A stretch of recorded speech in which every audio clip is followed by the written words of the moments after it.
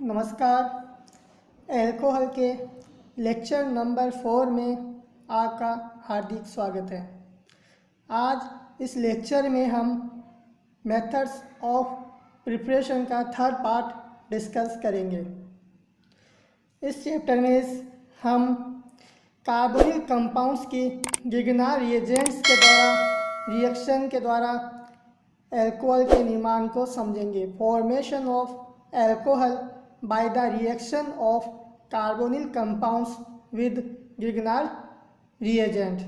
ठीक है, यहाँ पर गिगनार रिएजेंट आ रहा है तो गिगनार रिएजेंट को पहले डिस्कस करेंगे कि गिगनार रिएजेंट क्या होता है, किस प्रकार से रिएक्शन देता है, उसको थोड़ा सा समझेंगे। डिटेल में हम गिगनार रिएजेंट को ऑर्गेनोमेटेलिक्स जब पढ़ेंगे तब डिटेल में डिस्कस करेंगे। सबसे पहले Grignard reagent. Grignard reagent are organomagnesium compounds. Grignard reagent क्या होते हैं? मैग्नीशियम के कार्बधात्विक यौगिक कहलाते हैं। Grignard reagent organomagnesium compound. अब ऑर्गेनोमेटेलिक कंपाउंड्स क्या होते हैं? सबसे पहले कि कार्बधात्विक यौगिक क्या होते हैं? कार्बधात्विक यौगिक वे यौगिक होते हैं, वे कंपाउंड होते हैं जिनमें कार्बन मेटल बॉन्ड पाया जाता है।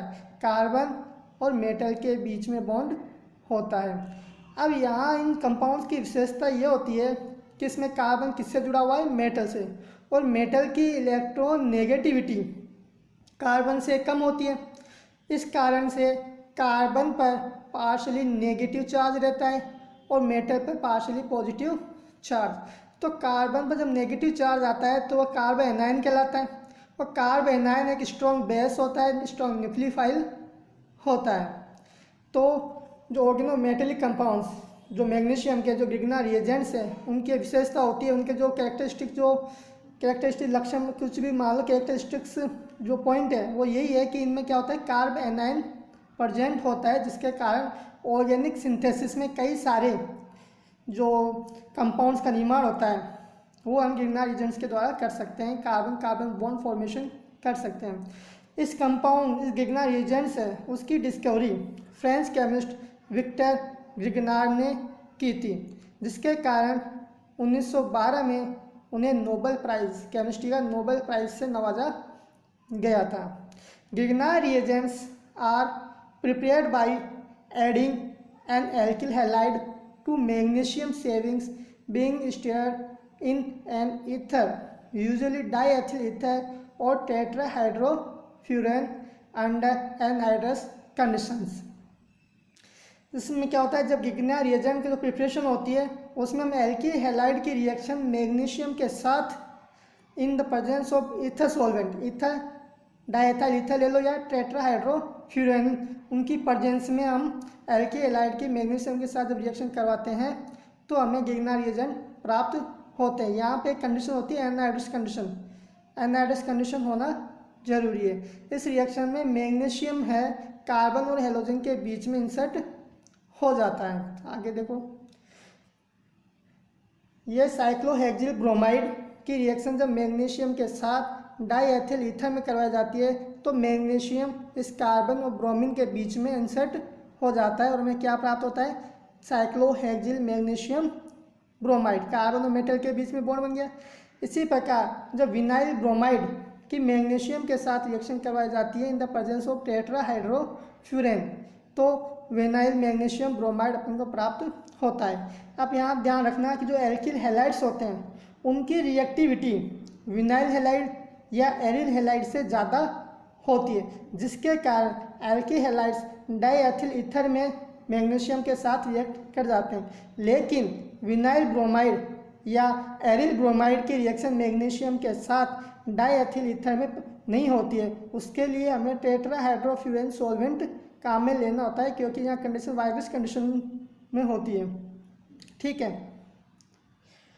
अब देखो Grignard reagent form a complex with its ether solvent.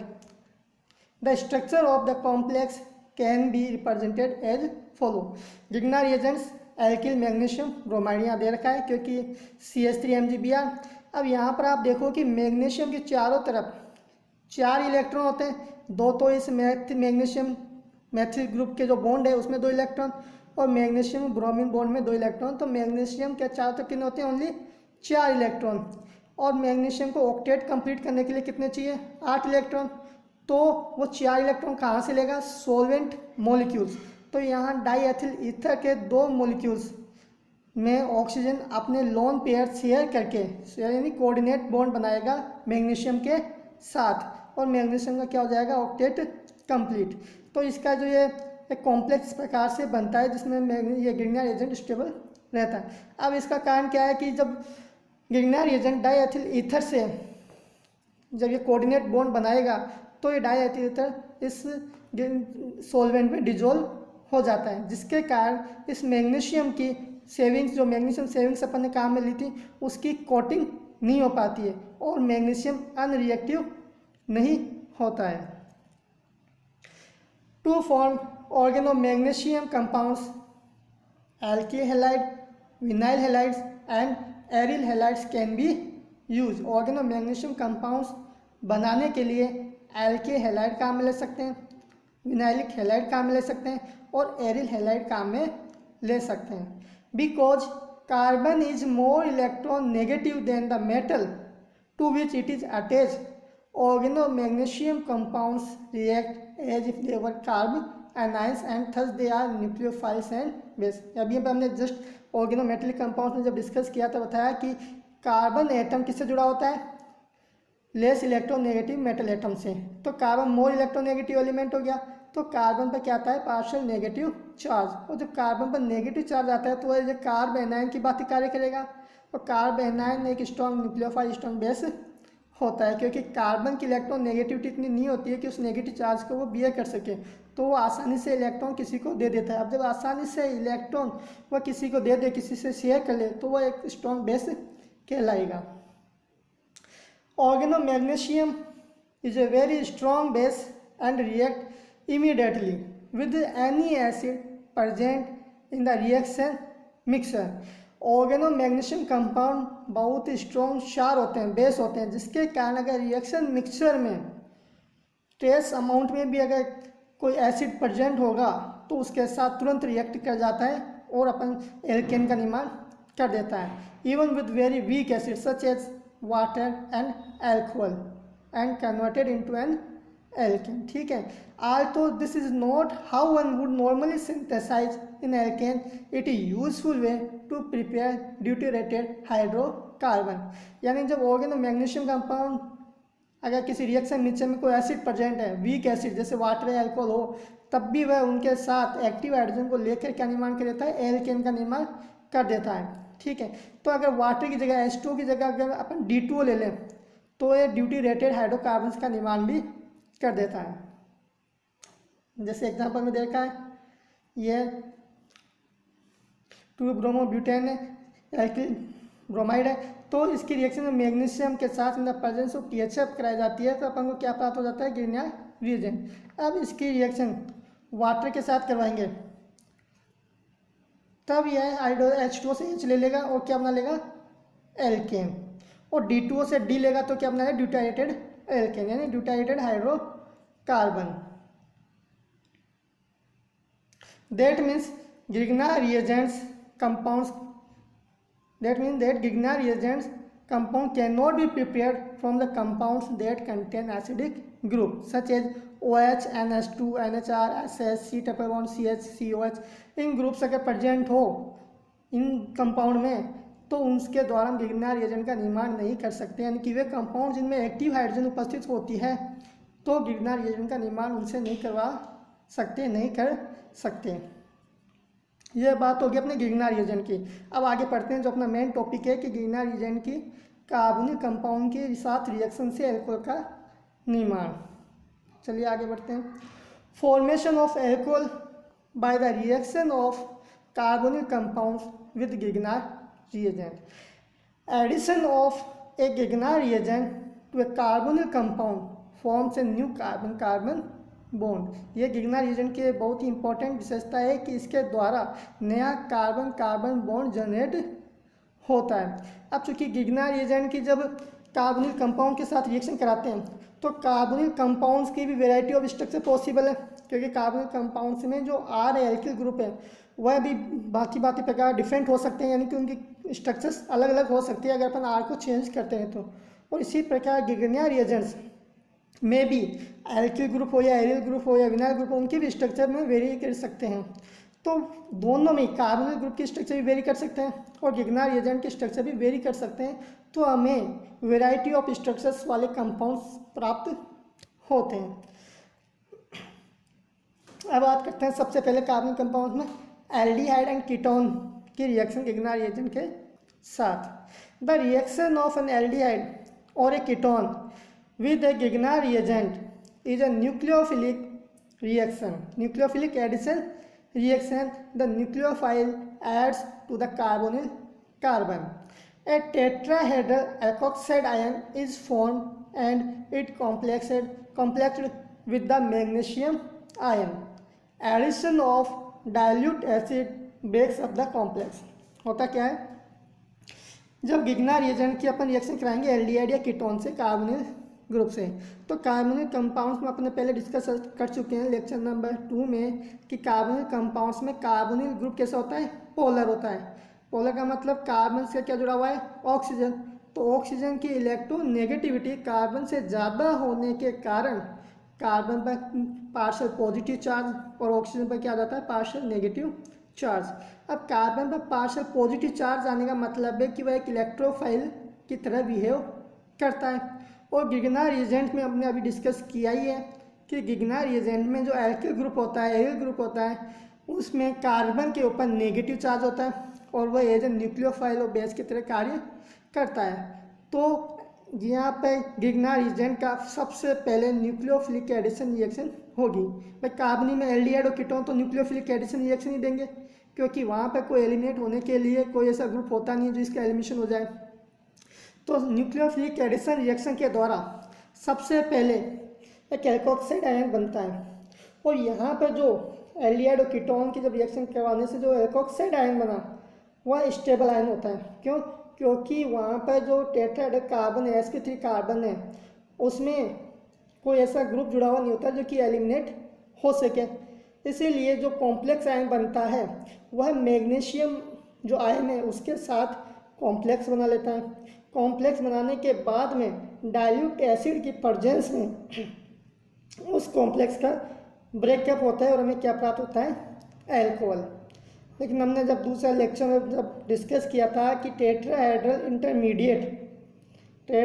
Intermediate जिसमें काश sp3 कार्बन से ऑक्सीजन एटम जुड़ा हुआ हो और उसी कार्बन से कोई और दूसरा इलेक्ट्रोनेगेटिव एलिमेंट जुड़ा हुआ हो, तो वह टेट्राहेड्रल इंटरमीडिएट अनस्टेबल होता है। लेकिन यहाँ पर कोई ऑक्सीजन के अलावा कोई दूसरा मोर इलेक्ट्रोनेगेटिव एलिमेंट जुड़ा हुआ नहीं होता है। ठीक है, अब इसकी रिएक्शन मैकेनिज्म देखते हैं। सबसे पहले RMgH गिगना रिएजेंट, ये कार्बोनिल ग्रुप हो गया। यहाँ पर दोनों कार्बन भी हो सकते हैं, RR भी हो सकता है या RH भी हो सकता है। अगर दोनों RR हो तो कीटोन और R और H हो तो एल्डिहाइड। इनकी सबसे पहले करवाते हैं ईथर की प्रेजेंस में रिएक्शन। ईथर की प्रेजेंस में क्या बनेगा, अल्कोहल। फिर बाद में हाइड्रोलाइसिस के द्वारा MgX2 और अल्कोहल अपन को प्राप्त होता है। पूरा यानी कि फर्स्ट स्टेप में ईथर, सेकंड स्टेप में क्या जो डाइल्यूट एसिड काम लेंगे तो क्या बनेगा, अल्कोहल और MgX2। अब इसकी मैकेनिज्म देखो, HC ये अपना कार्बोनिल ग्रुप RH दोनों से होता है, ये अपना गिगना रिएजेंट। यहाँ पर R पे क्या होता है, पार्शियल नेगेटिव चार्ज।